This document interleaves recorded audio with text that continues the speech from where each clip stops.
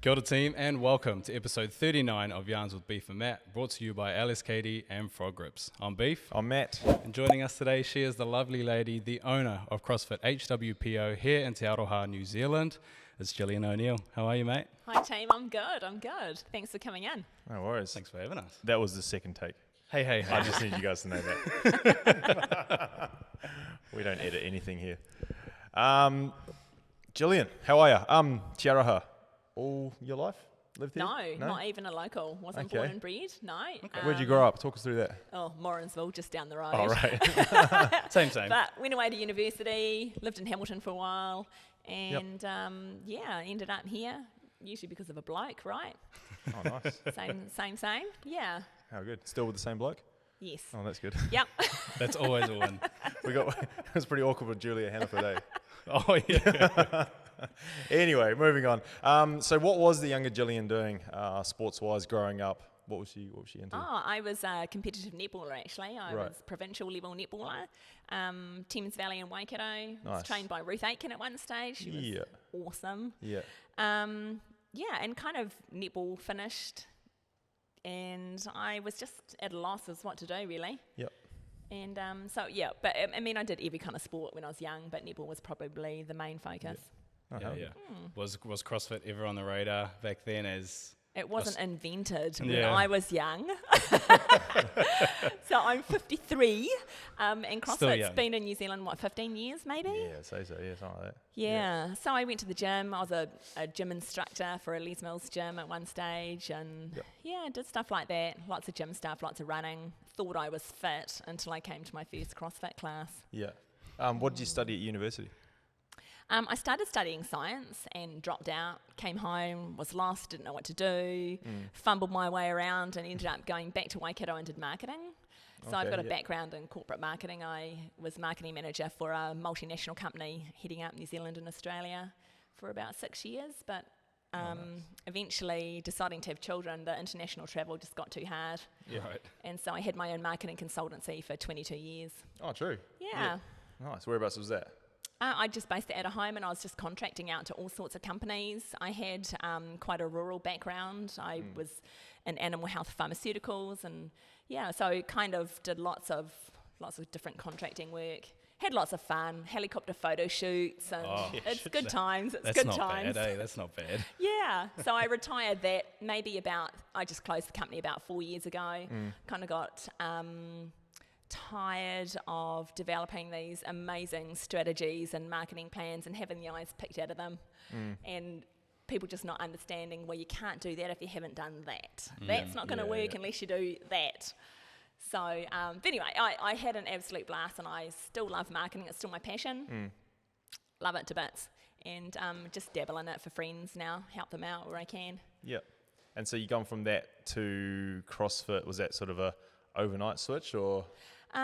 So we owned a couple of companies, an osteopath clinic and a physiotherapy clinic. And one of the osteopaths that we employed, we got him out of Scotland.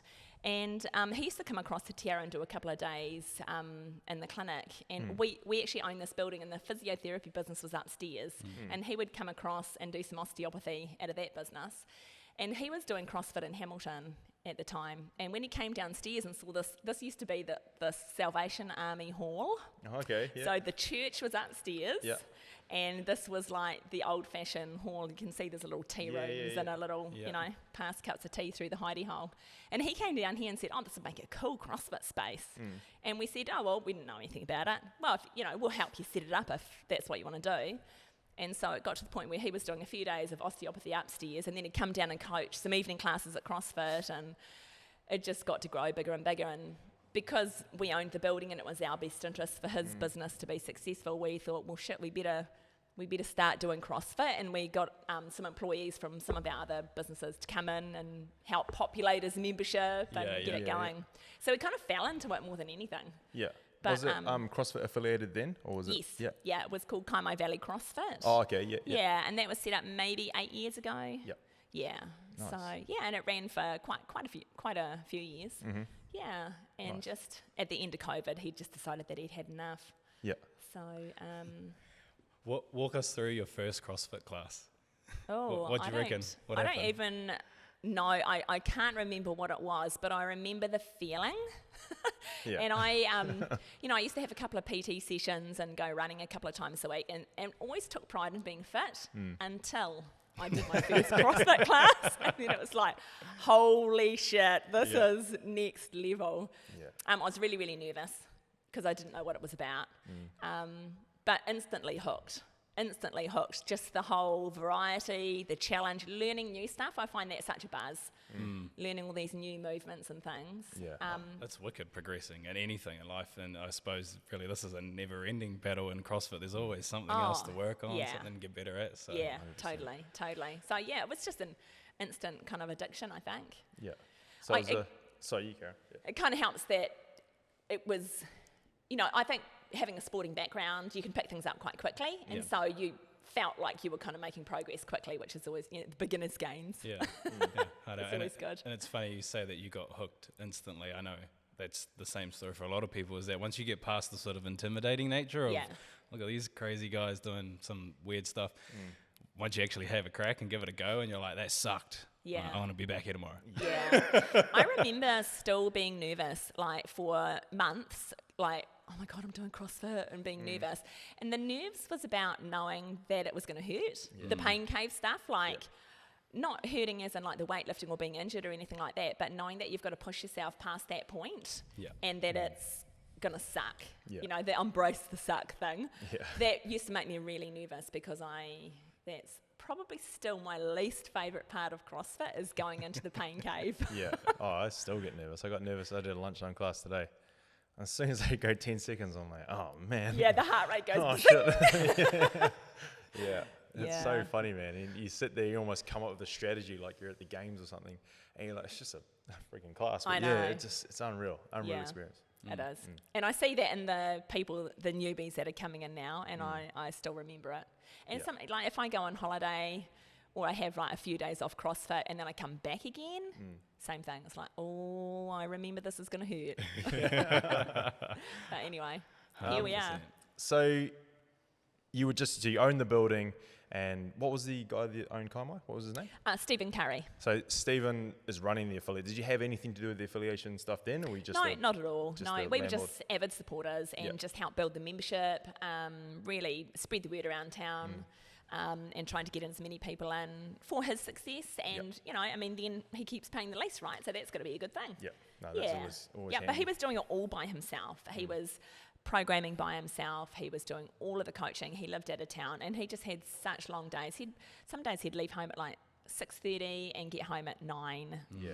And I think that was the straw that broke the camel's back during COVID. He realised how much time he was not spending with his wife. I don't want to speak out of turn about his circumstance or anything. Yeah. But and he was just like, that's it for me. Yeah. So Oh, that was a realizing factor for a lot of people, myself included. It was going back to work after COVID, after 5 weeks of sitting at home and doing absolutely nothing. It was like, I actually don't want to be here. Yeah. And it was like, a lot of people making lifestyle changes on the backside of COVID. So yeah, we just really didn't want, because CrossFit had been up and going, and so many people were enjoying it, and they were our mates. Like, that's how it is with members, eh? Like they become your friends, your fit family.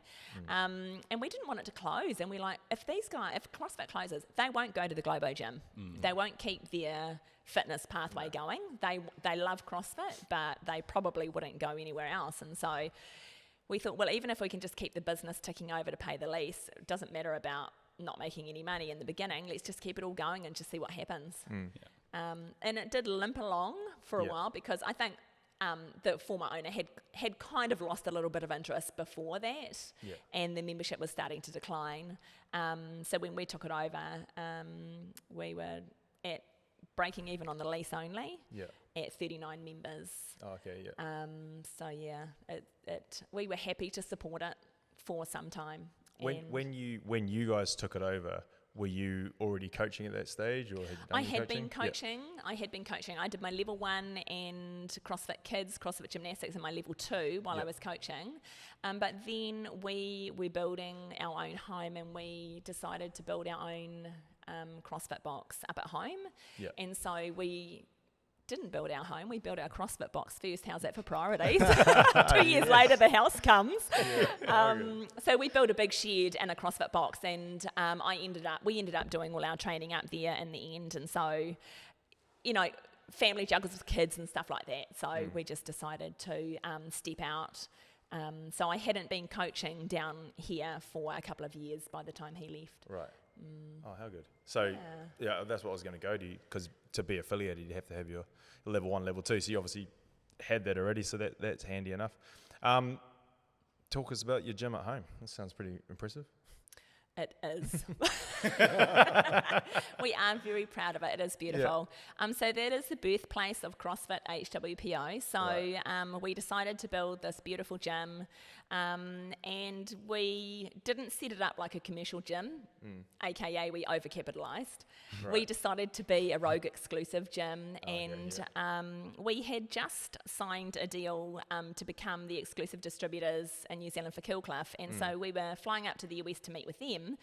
And so on that same trip, we actually drove down to Rogue, and it was a very cool trip. We brought home a container of Killcliff drinks and a container of Rogue equipment for our new gym. We are set up mostly with Rogue equipment. We've since brought in a few bits and pieces. IA did the flooring for us. And we just decided that we wanted to have it all. So we got the padded handstand stairs and ramp that they used at the games. We got the Rogue Eco bike. We've had it for like 5 years. Nice. We got ski ergs. We got bike. We got everything. We got Russian Olympic lifting barbells, and we got Tia's barbell and Matt's barbell, and just really lots of really cool stuff. We just decided we're going to kit out our box. If there was anything that came up at the games, we could train on it. Yeah. And so it's been such a great investment in our happiness.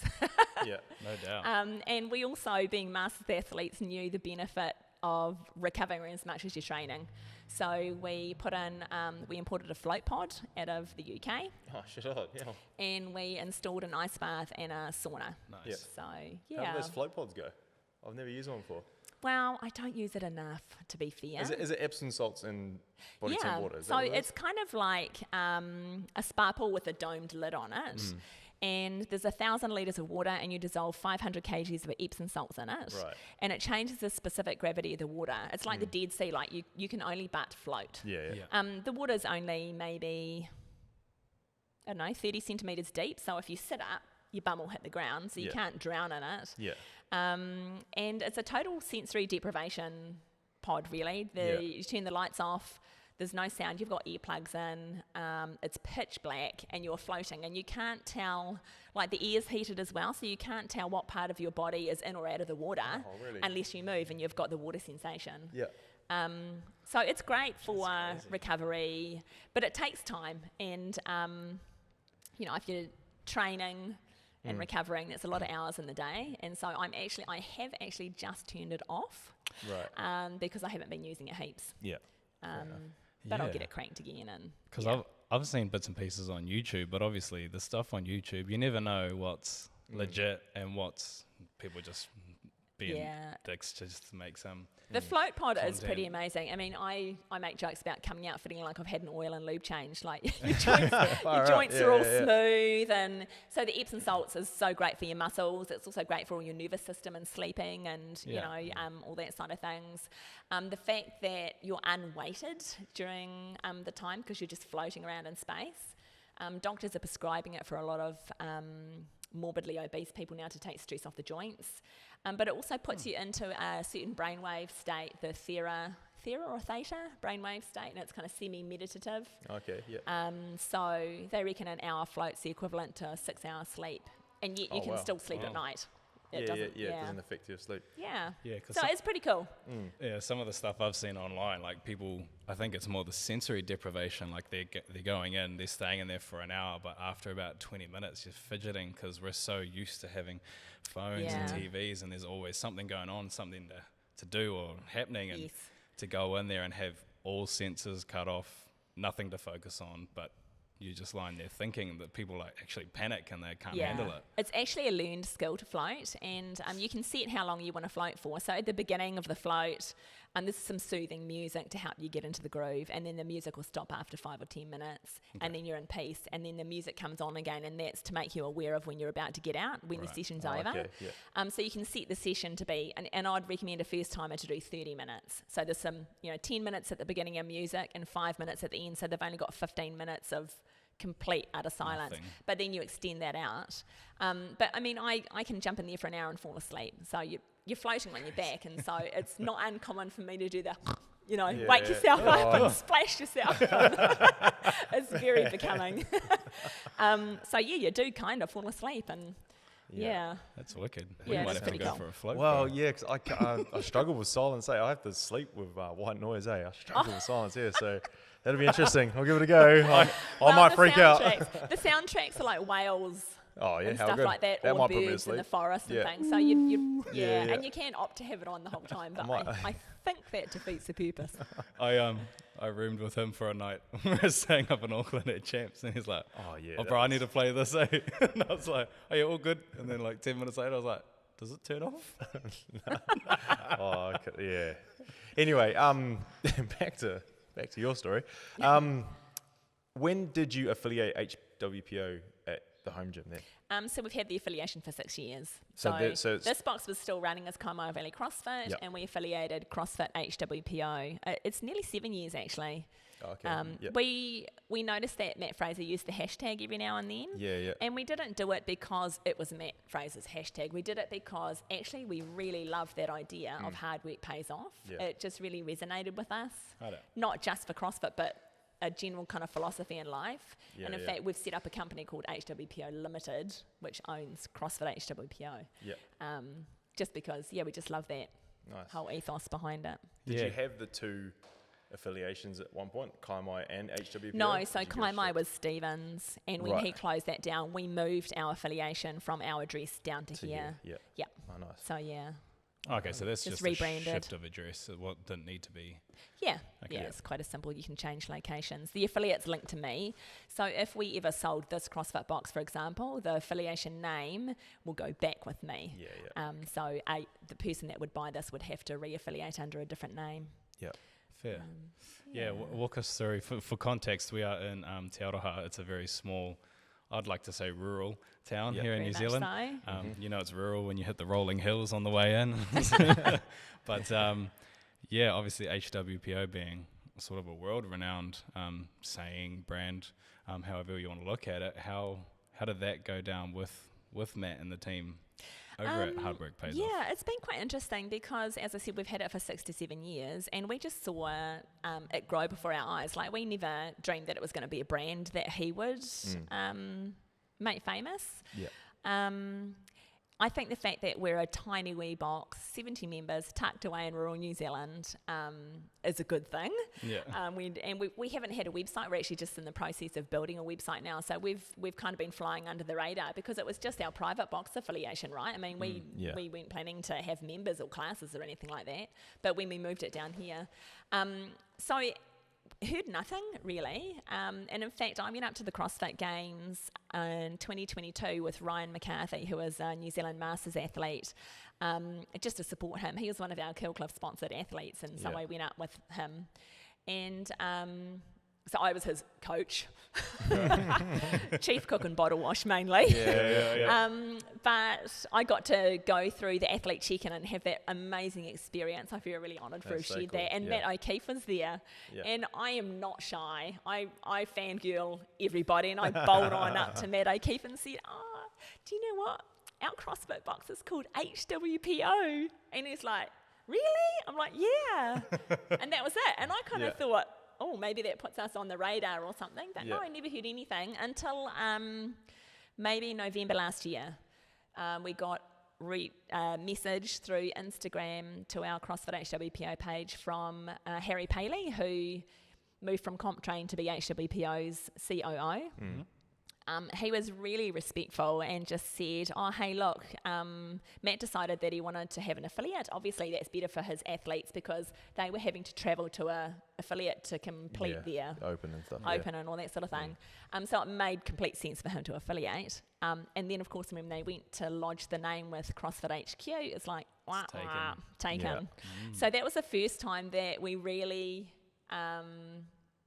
they really became aware of us. So Harry reached out to us and said, look, Matt's keen to affiliate. We appreciate you've had this affiliation name for 6 years and that you're probably heavily invested in the brand and, it's for your community and that sort of thing. But would you consider selling it back to us? We could probably offer $5,000 to $10,000 to replace the signage and, so that you're not out of pocket. That was really interesting. So Sean and I kind of had a chat about it. It's never about the money for us. It was, again, as I said, it's like the ethos for us. It really resonated for us, and it was not just the name of a CrossFit box for us. So we went back and said no. And they were completely respectful and fine with it. And so it kind of went silent for a couple of days, and then he came back to us and said, look, I've been chatting to Matt, and Matt came up with a suggestion of, what about if you guys were Hard Work Pays Off CrossFit? And we were HWPO CrossFit. And I said, well, would CrossFit HQ let you do that? And they said, well, only if you wrote a letter to CrossFit HQ saying that. So Sean and I talked about it, and Sean just said, well, why can't they be Hard Work Pays Off CrossFit? Nothing needs to change for us. We just went back to them and said, that's a great idea, but you guys do it and we'll write the letter for you. So I think that's what happened in the end. We ended up writing a letter because HQ were concerned the names are too similar. But we just said, look, absolutely no problem. We're not going to sue them. But I think our concern was if we were Hard Work Pays Off CrossFit, Harry Paley was amazing to deal with, but one day they might have somebody else in that chair and, maybe the brand's bigger and bigger and, they could potentially come a little on us. So we just felt, So anyway, that's what happened. They went off and affiliated as Hard Work Pays Off CrossFit. It did nearly backfire on them this year for the Open. We had a couple of their athletes accidentally put us down as their affiliate. So instead of registering on their dashboard Hard Work Pays Off CrossFit, they saw CrossFit HWPO and just ticked the box. So I have had the sole pleasure of rejecting Jason Hopper's score and also Lauren Khalil. So I reached out to Lauren on Instagram and she answered straight away and sorted it all out. But for Jason, I messaged him on Insta. But obviously he was, I can't remember if it was open or quarters actually. But I was like, holy shit, this could stop him from getting to the games. And you need to fix this. So I was reaching out to all these people. Went back to Lauren and said, somebody needs to get in touch with Jason. I messaged them directly. I messaged as many people as I could think of. But, obviously they're in the middle of stuff and don't check messages. And anyway, but what had happened is that Jason got a notification that his school got rejected. So he knew that something was up. They also had proof that he put his score in within the submission window, so it wasn't an issue. So they went back to CrossFit HQ and everything was smoothed over and that was all fine. Shit, that's close though. I know. I was like, oh my God, I can't be responsible for this guy's career ending. I was like, oh shit. Turns out that happened in the quarterfinals for a lot of them anyway. Oh yeah. Did you get cheeky with them and say, feel free to come in and do it again? I've said to them, Jacob Hepner was in New Zealand. Yeah, he was. And I reached out to him and said, you need to come into CrossFit HWPO. He's like, what? That's your name? That's wild. I'm like, yeah, that's what they thought 6 months ago too. Oh, that's so funny. Did he end up popping in? No, he was like Queenstown, and the day that he was driving past, he was going from Auckland to Hobbiton, but he was on a tour bus, so a bit hard to stop. We tried to reach out to them too, but didn't end up linking up. He could have pulled the, do you know who I am? Didn't believe We're going to stop here for an hour. Yeah. Oh, very so good. So anyway, we've kept CrossFit HWPO and everything's all smoothed over, and how good. here we are, a little old Tiaraha. That's massive. Yeah, before we do move on too much, I did jump on your Instagram and I saw you beat Dave in the quarterfinals. Did beat Dave Castro in the quarters. Did you get your badge? Is that it? I did. Yeah. That's what I posted. yeah. I live my life on social media. I tell you what, I've not got many secrets. But yeah, that was, I don't know, is that bragging rights or not? Oh, 100%. I'm not sure. Surely. 100%. Well, I don't know. Is he any good? Do you know what? Do you know what? He used to be pretty good. I remember seeing a video of him. He used to be pretty good. He gets a lot of shit online, as he rightly should, because he's a bit of a dick.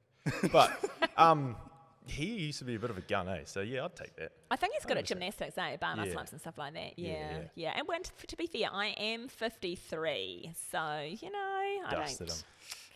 You dusted an ex-Navy SEAL. There you go. Ooh, that Take does that sound good. Yeah. I'll claim that one. That's going in the bio after this. Yeah. Anyway, moving on. So you are an affiliate owner. We've gone over all that. Yep. I want to touch on, and I've asked the other guests this as well. How have you found, since being an affiliate owner to now, the narrative or the shift in whatever you've found from being an affiliate owner from when you affiliated to now? So when we affiliated, there wasn't much going on with regards to support, but I kind of feel like, in New Zealand, we're at the bottom of the earth. We get forgotten about a lot. And as Kiwis, we're just really good at getting on with shit anyway. So, I mean, I see all the Americans complaining on the affiliate owners page, and I just kind of, it does my head in a little bit. I get over them. They just want to be spoon-fed. And that's just, we're a little bit the number 8 way, just get on with it, eh? And so I've never really expected much. And so now that they're actually delivering some really good things, I'm actually quite impressed with what's coming through, especially when I wear my marketing hat and see some of the collateral that they're developing. I think they're doing good. It is still very US, North American focused. 100%. Very American-centric. And that frustrates the heck out of me. Even like the affiliate partner network, like you're meant to get discounts off different companies, and like Xero software, accounting software, for example, that was founded in New Zealand. Yeah. Affiliates are meant to get a discount off running their software, but it's only available in America. I'm like, why is that? And it's just that no one's had the conversation for the rest of the world. And I'm like, well, you do know that Xero was started in New Zealand. Yeah. So it is very America-centric, so I get frustrated with that. But I'm a big advocate of affiliation. I feel sad when I see others de-affiliating just because of the money. I really feel like, well, they probably didn't drink the Kool-Aid properly in the first place. My husband and I travel all over the world, and whenever we are offshore, we search CrossFit near me. I never search for a strength and conditioning gym. I've put shout outs in different, we went to Houston, and I said on the Houston community page, where's the nearest CrossFit gym? And people all referred these strength and conditioning gyms. But I'm an affiliate owner. I am only ever going to support other affiliate owners. And I've got to say that's the same in New Zealand. I feel very strongly about affiliation and supporting affiliates. I think things are getting better, much better. I saw all the fallout with Glassman. Never considered de-affiliating because 95% of my members had no idea what was going on. Yeah, that's the truth of it. It didn't affect us in the box. Yeah. They just want to turn up and have their workout with their mates and be doing CrossFit. Yeah, that's 100% right. So I'm a big advocate of the CrossFit brand, the CrossFit training, and the CrossFit affiliation. Yeah. I'm pretty much a blue blood when it comes to that. Yeah, I remember when the Glassman stuff happened, I put up a post. I think a lot of gyms were doing it, just saying, we don't agree with the statements that were made and that kind of stuff. And I had so many members reach out and be like, what's this about? Yeah, what statements? I was looking at it as a big picture thing, but really, it's just my community I've got to worry about. Yeah, and in Te Araha, half of them don't even follow what goes on overseas or what's happening with the games or who is Greg Glassman. So, it didn't really affect us too much. If it makes anyone feel better, I do not know what they're talking about right now. It's not my cup of tea. Just Google it. It's all on there. Floyd 19, something like that. I think it says something like that. Yeah. So when they announced that the prices were going to get changed, what were your immediate thoughts? Did you have questions as to would they improve anything, or Were you pretty much No, because I have been seeing improvements since we affiliated, and they're delivering more and more and more, particularly now they've appointed country managers, and now they've separated the Oceania country manager to a New Zealand and Australia, and Leah's doing an amazing job. I was in touch with Ed Morrison quite a bit, and I think they're good people doing good things. I think CrossFit's getting better and better and better. And okay, like it's $4,500 US now to affiliate. But I've been right from the start, we're just like, oh well, that's what it is. We're going to pay it. Our gym was growing, so I guess for us, we knew the growth was coming. It would all be covered. It's only a couple of more members a year. I saw all the fallout and all the hoo-ha and all the concerns, and like, we're a tiny box. I mean, we were only a 60-member box that grew from 39 members. If it's no big deal for us, why is it a big deal for the CrossFit affiliates that have got 170 members? I don't know. It was. I nearly fell into that trap, and I think I said this with Aiden as well. 100%. I was like so sucked into like how everyone else was reacting to it. I was like, fuck, like why are they raising their prices? They've done nothing, and I was like, I can hang on. It's like I need to get 3 extra members at the gym, and I love CrossFit. And I was like, man, like. And they are, and like you said, once I started actually like removing myself from these certain, and it was like American-based people, and then looking at it from like being an affiliate owner, and you know looking at my community and what CrossFit has actually done for my life as well as others. I was like, man, it's really a no-brainer to just keep paying this. Yeah, I agree completely. 100%. And, you know, I respect other people's opinions and things like that, but it's just not where I'm at. I think we can make it work. I mean, everything in life's about attitude, isn't it? You think you can't, you can't. If you think you can't, you're right. So, yeah, I don't know. We just get out there and make it happen. Yeah, my next question on that was, and you've already touched on it, but how have you found having Leah now? Because I've found it a massive game changer having someone in New Zealand to lean on. How have you found it? Absolutely the same. Yep, very much so. I'm not sure whether I should bring this up, actually. Bring it up. You can edit it out if you want to. We don't edit. Leah and Ed have been very, very helpful. I've set up an incorporated society called Sport of Fitness New Zealand. There might be some issues with the trademark on the name. Out of the US, it's not trademarked in New Zealand. Bloody you and your bloody US names, eh? I know. Are you opening up Orange Theory and F45 as well? This is marketing. That's SEO. That's SEO. It's like right I there. don't have an original thought in my head. But when I went up to the games with Ryan, we tried to access funding for him.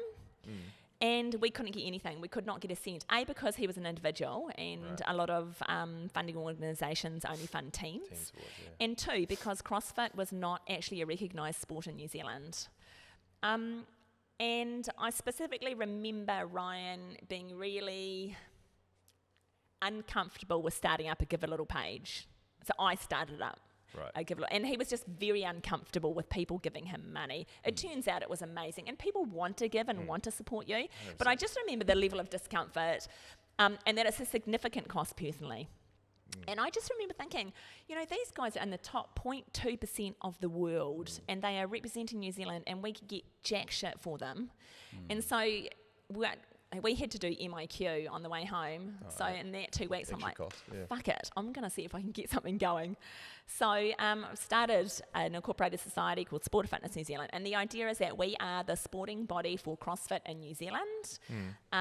We've got a committee. We've got some really good people on board. We've developed a vision. And it's basically that we are there for the athletes to provide funding. We will probably expand that later to judges and to anybody, potentially events and things like that. We will try and access funding to then distribute it. And maybe one of the things is that we have a New Zealand team of CrossFitters, and we're applying for funding for that. So Leah and Ed have been amazingly supportive in that, and that's just another really good example of how having the affiliation connections and being able to talk to those people about ideas. It's very much in its infancy still. The organisation is set up. We haven't gone public with it yet because we need to apply for funding to get a website to handle membership.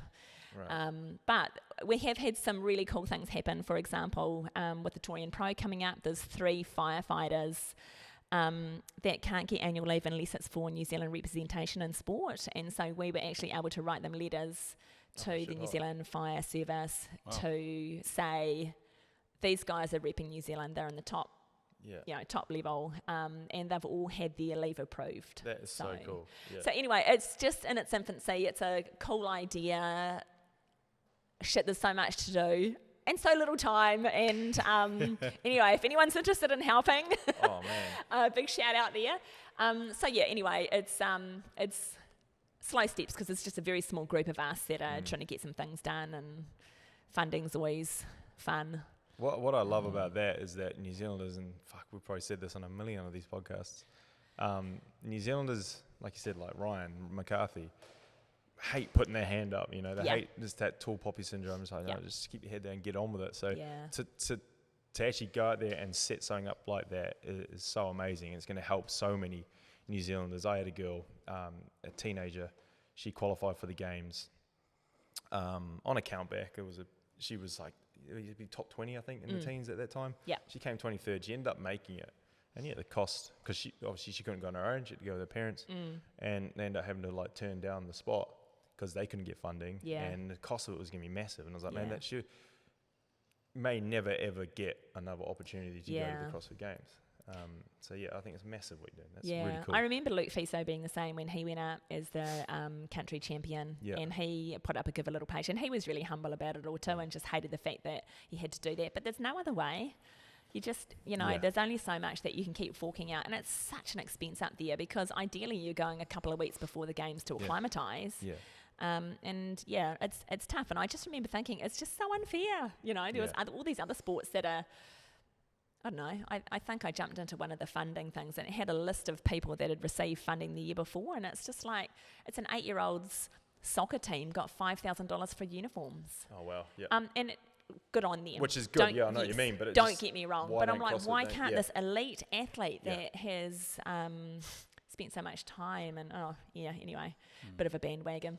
So, work in progress. Sport of Fitness New Zealand, and I don't even know if we'll get to keep that name. We're still a few issues around that, but that's what it is at this point in time. Slight tangent. There's no angle with this. It's just the thought that I've been having while you guys have been chatting. Is being very much, let's just get on with it, humble individuals, nation that we are, is that almost like our downfall? Like it's the whole tall poppy thing, you don't want to stand out too high, you don't want to ask for anything if you don't feel like you deserve it. Yeah, I kind of wonder if you're a little bit right in that I look at Jamie Simmons. She's been on the podium twice, and I think probably if she lived in the US, she would be having so many more sponsorships and so many more things. She lives in the UAE, which is obviously a bit different. It's not in New Zealand either, but she just doesn't get the level of support that she should be getting.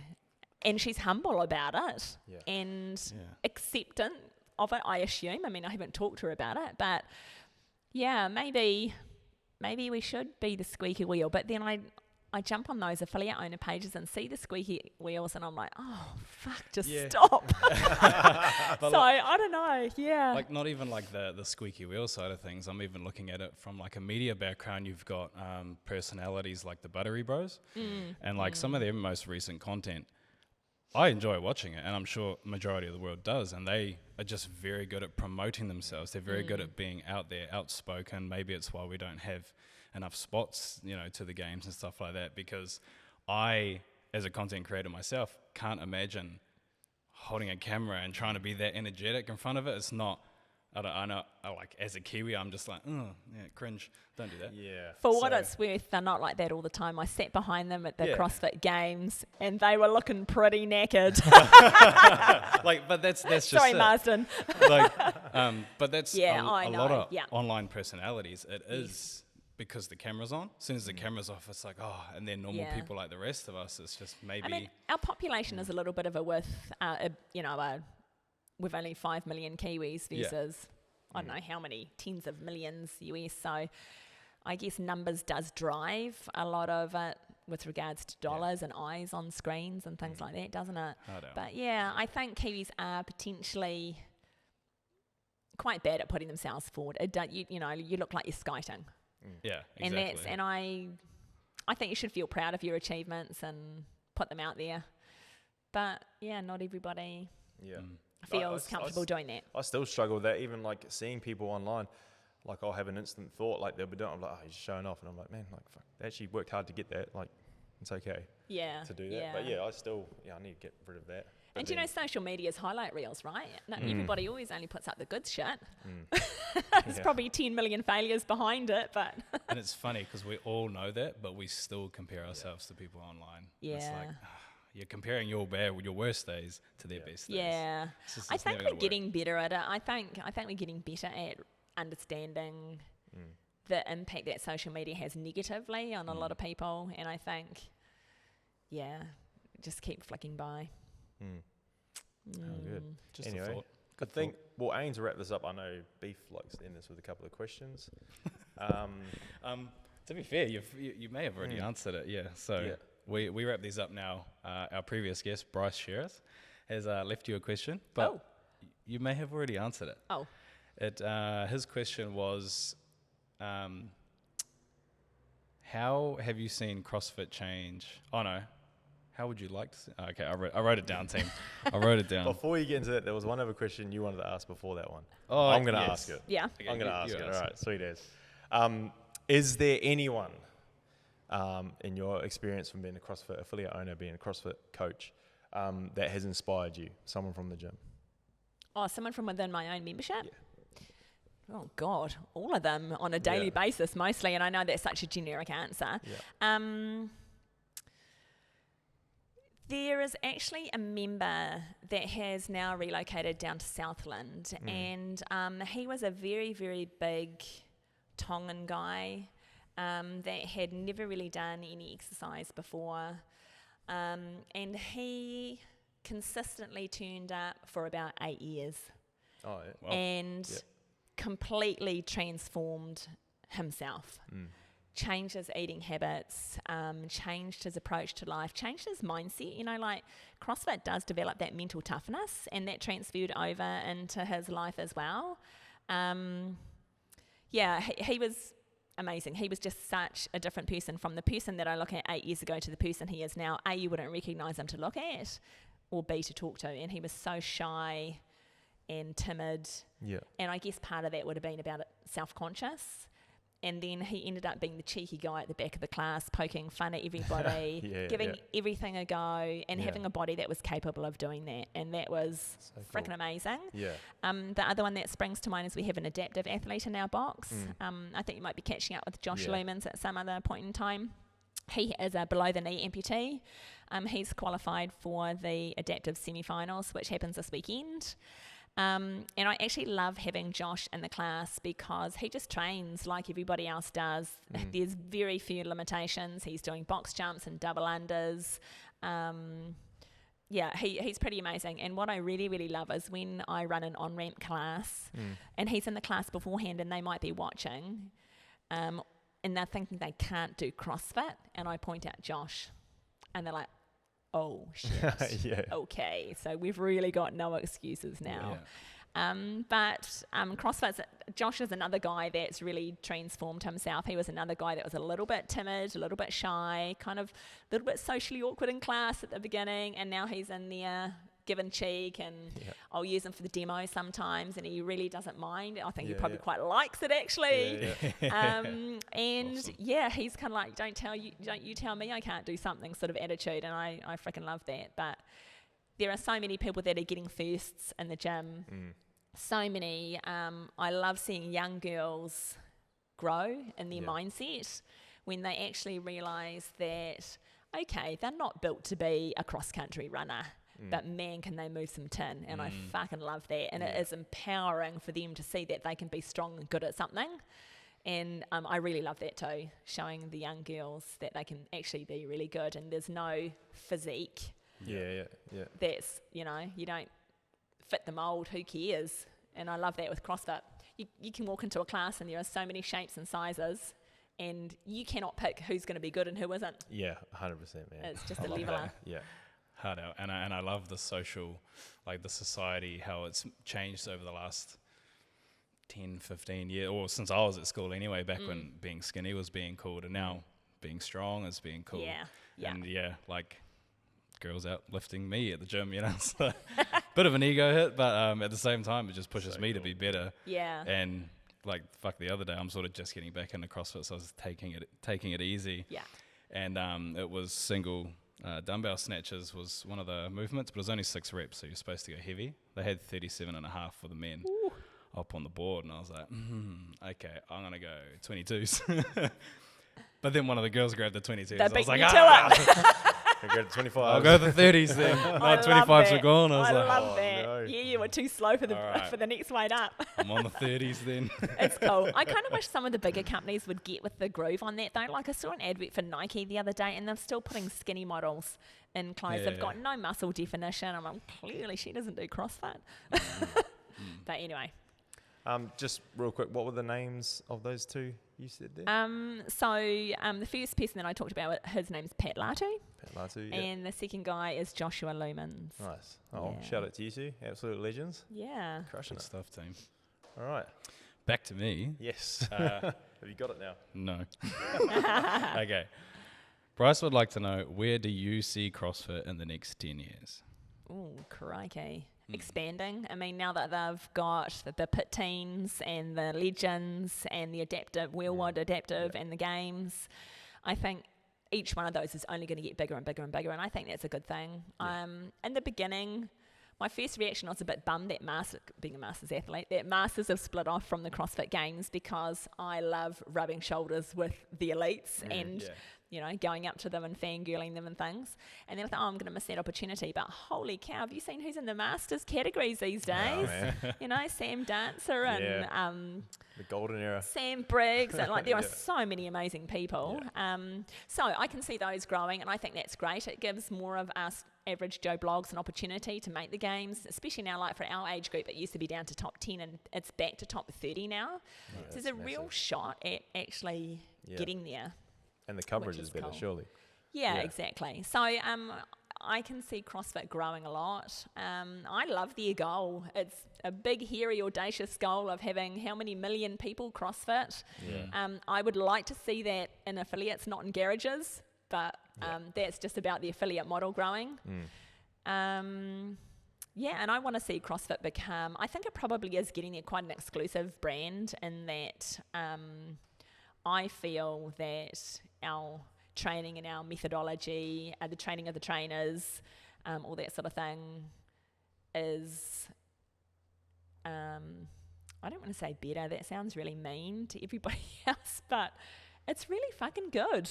It is better. I feel like it is. I mean, I'm having the Globo Gym people come down and train here because they want to see what CrossFit's all about. They can't offer it up at their place. I think they kind of secretly try to, but they don't understand the methodology. Oh, the amount of people that shit on CrossFit, and then you see what they're doing, you're like, bro, you're just doing CrossFit. Everybody just wants to copy it. And I'm like, well, you could actually do it if you want to front up and pay the affiliate fee. I mean, I think it's really cool. I hope there's going to be more people like my husband and I that just Google search CrossFit near me, and they're only going to support CrossFit brands. I mean, that's what I do with my purchases of my gear. I'm trying to shop everything CrossFit that I can with legit CrossFit companies. The ones that are supporting CrossFit, they're the ones I'll support. Mine's borderline the other way around. How you're traveling and you look for CrossFit near me, I'm almost like, I want to go to Iceland just to go train at Reykjavik. Exactly. Well, no, that's exactly it though. I mean, there's real when you travel and you're a CrossFitter, it is so good. We usually go to like a 6 a.m. class, because CrossFitters know where the best food and the best coffee is. You get your workout done at the beginning, get all the local town tips. You're instant best friends. When you walk into a CrossFit gym and it's not your own box, they're still your best mates. It is so good. It's just an amazing culture, and I don't think that's replicated anywhere in any other kind of not at all. Kind of brand. I try to go like smaller ones as well. So like I do a lot of travel over to like the UK and that. Got family over there, and so I was in Luton, and I was like, you could go to the bigger like ones in London and that, because it's only like a 30-minute train away if you wanted to. But I was like, I went to this place called CrossFit Luton, and it's like probably smaller than this. And it's just like because everyone knows each other and everyone's still going as hard. Yeah. It's real cool, man. And they're excited to have you because they probably don't get heaps of drop-ins. Nah, not so at all. To have a drop-in is like, whoa, From this New is Zealand. cool. Yeah. Yeah, exactly. Yeah. Shout out CrossFit Luton. If anyone's there, go check them out. That is pretty cool. Yeah. Anyway, Very good. you got anything else to add? No, Sweet as. I think we've taken up enough of your time this evening. We've got a class kicking off in about 53 minutes. So. Before we shoot off though, throw it over to you. Anyone you want to give a quick shout out to? Oh, just all of the members of CrossFit HWPO, of course. Nice. My fit family. How good. Love that. No better place to end it than there. Thank you very much, Jillian. Thank you very much for coming over, guys. I appreciate you coming over to Vegas. No worries. Big city. I get it. Well, there you go. Thanks, guys. Beauty. Cheers. Easy.